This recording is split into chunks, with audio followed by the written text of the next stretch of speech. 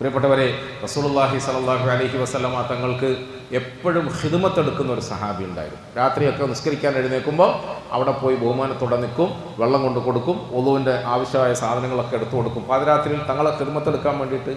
അങ്ങനത്തെ ഖിദ്മത്തൊന്നും ഇപ്പോൾ ഇല്ല, വളരെ വിരളമാണ്, ആർക്കും അതിൽ താല്പര്യവുമില്ല.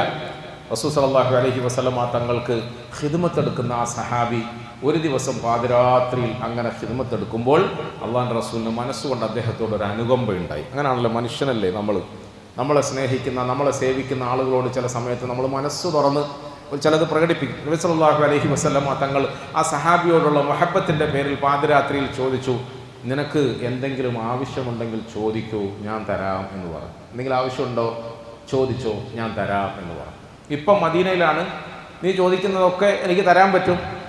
അപ്പോൾ സ്വാഭാവികമായും ആ സഹാബി എന്താ ചോദിക്കേണ്ടത്? നബിയെ, കുറേ ദിവസമായി ഞാനിങ്ങനെ രാത്രിയും പോലെ ഇവിടെ വന്ന് ഖിദ്മത്തെടുക്കുന്നു, പുരക്ക് വാങ്ങാൻ കഴിയില്ല, കാരണം പുരക്കല പട്ടിണിയാണ്, സാമ്പത്തിക വിഷമമാണ്, മക്കൾ പ്രായമായി, കല്യാണം കഴിഞ്ഞിട്ടില്ല, പുരയെടുക്കാൻ വിചാരിച്ചിട്ട് കുറേ കാലമായി, ഇപ്പോഴും വാടക വീട്ടിലാണ്, അതുകൊണ്ട് ഒരു പുര വേണം, കല്യാണം മുടക്കണം, ഇങ്ങനെയൊക്കെയല്ലേ പല ആവശ്യം. നമുക്ക് മനുഷ്യൻ്റെ ആവശ്യം അതൊക്കെ നല്ലതുമാണ്, കുഴപ്പമൊന്നുമല്ല. പക്ഷെ പ്രിയപ്പെട്ടവരെ, അധികമൊന്നും ആലോചിക്കാതെ ആ പ്രിയപ്പെട്ട സഹാബി ഒറ്റയടിക്ക് മറുപടി പറഞ്ഞു. എന്താ മറുപടി പറഞ്ഞതെന്നറിയോ? വേറെ ഒന്നും എനിക്ക് ചോദിക്കാനില്ല. ഇന്നി അസ്അലുക മുറാഫഖതക ഫിൽ ജന്ന യാ റസൂലല്ലാഹ് സ്വല്ലല്ലാഹു അലൈഹി വസല്ലം. വേറെ ഒന്നുമില്ല, എനിക്ക് ഒന്നേ ചോദിക്കാനുള്ളൂ, നാളെ സ്വർഗത്തിൽ അങ്ങയുടെ പരിസരത്ത് ഇതുപോലെ വന്നു നിൽക്കാനുള്ള ഒരു ഭാഗ്യം, ഒരു ചാൻസ് എനിക്കുണ്ടാവണം. കാരണം അവിടെ അങ്ങ് മഖാമ മഹ്മൂദിലാണ്, ഉയർന്ന സ്ഥലത്താണ്, എനിക്ക് അവിടെ നിന്ന് എത്താൻ തന്നെ കഴിഞ്ഞെന്ന് വരില്ല. പക്ഷേ ഈ ചാൻസിൽ എനിക്ക് ആവശ്യപ്പെടാനുള്ളത് അങ്ങയോടൊപ്പം നാളെ സ്വർഗത്തിൽ വന്ന് ചേരാനുള്ള ഒരു ഭാഗ്യം കിട്ടണം, അതിനൊരു ചാൻസ്, അതിനൊരു ടിക്കറ്റ് തരണം എന്ന് പറഞ്ഞു. നമ്മുടെ ഭാഷ പറഞ്ഞ കുഴങ്ങില്ലേ അല്ലേ? റസൂലുള്ള കുഴങ്ങില്ലേ? വേറെ എന്തെങ്കിലും ചോദിച്ചായിരുന്നെങ്കിൽ എന്തെങ്കിലും ഏർപ്പാടാക്കായിരുന്നു.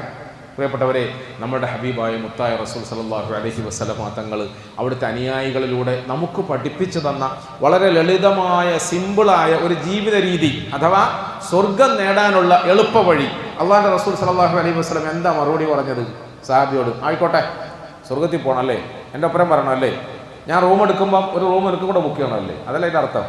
ഞാൻ റൂം എടുക്കുമ്പം ഒരു റൂം, അല്ലെങ്കിൽ ഞാനൊരു വില്ല ബുക്ക് ചെയ്യുമ്പം, ഒരു ഫ്ലാറ്റ്, അപ്പാർട്ട്മെൻറ്റിൻ്റെ ഒരു ഫ്ലാറ്റ് ബുക്ക് ചെയ്യുമ്പം നിനക്കും കൂടെ ഒരെണ്ണം ബുക്ക് ചെയ്യണമെന്നല്ലേ ഉള്ളൂ, ബുക്ക് ചെയ്യുക.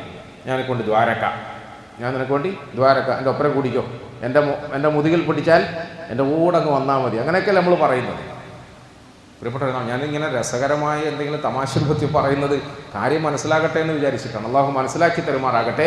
നമ്മുടെ പ്രിയപ്പെട്ട റസൂൽ സല്ലല്ലാഹു അലൈഹി വസല്ലമ തങ്ങൾ ആ സഹാബിയെ നിരാശപ്പെടുത്തിയില്ല.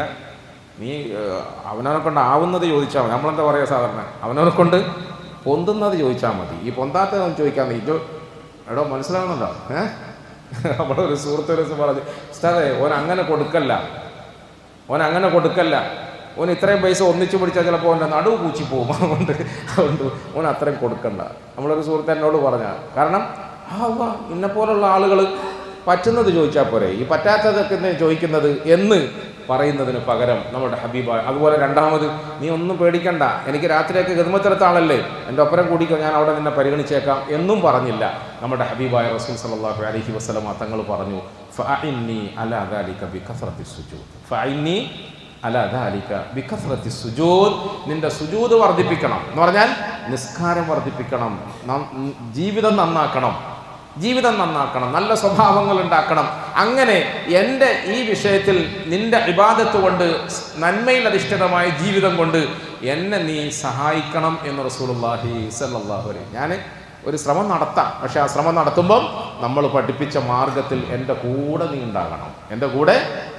ഇതാണ് ഇസ്ലാം, ഇതാണ് ദീന്, ഇതാണ് ഖുർആൻ, ഇതാണ് നമ്മൾ ഇന്ന് 20 റക്അത്തിൽ ഓതിക്കേട്ട വിശുദ്ധ ഖുർആനിൻ്റെ നിയമം പഠിപ്പിക്കൽ, ജീവിതം പഠിപ്പിക്കൽ. അത് പഠിക്കണം പ്രിയപ്പെട്ടവരെ. അത് നിസ്കാരത്തിൽ മാത്രം. ഇപ്പോൾ ദിക്റിൻ്റെ കാര്യത്തിൽ ഞാൻ പറഞ്ഞില്ലേ, ദിക്ർ വേണം. നിസ്കാരത്തിൻ്റെ കാര്യത്തിൽ പറഞ്ഞില്ലേ, നിസ്കാരം വേണം. നിസ്കാരവും ദിക്റും മാത്രം മതിയോ? അതുകൊണ്ട് നമ്മുടെ ഈ വിഷയങ്ങളൊക്കെ പൂർണ്ണമാവുമോ? നമ്മുടെ ലക്ഷ്യത്തിലെത്താൻ നമുക്ക് സാധിക്കുമോ?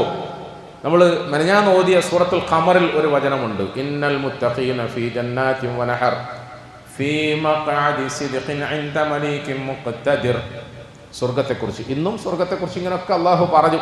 സ്വർഗത്തിൻ്റെ നിഅമത്തുകളിൽ ആർത്തുല്ലസിച്ച് ആർഭാടപൂർണമായ ആ സുഖലോലുപതയിൽ ആറാടി നിൽക്കുന്ന ചില ആളുകളെ കുറിച്ചിട്ട് അല്ലാഹു തആല പരിചയപ്പെടുത്തി. ഇന്നൽ മുത്തഖീന ഫീ ജന്നാത്തിൻ വനഹർ.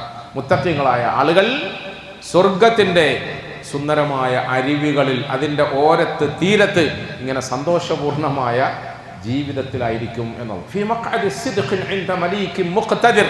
രാജാതിരാജനായ രക്ഷിതാവിൻ്റെ സന്നിധിയിൽ ഒരു വലിയ പീഠത്തിൽ, ഒരു സ്ഥാനത്ത് അവരെ അല്ലാഹു ഇരുത്തുകയാണ് എന്നൊക്കെ ഖുർആനിൽ പറഞ്ഞില്ലേ? വലിയ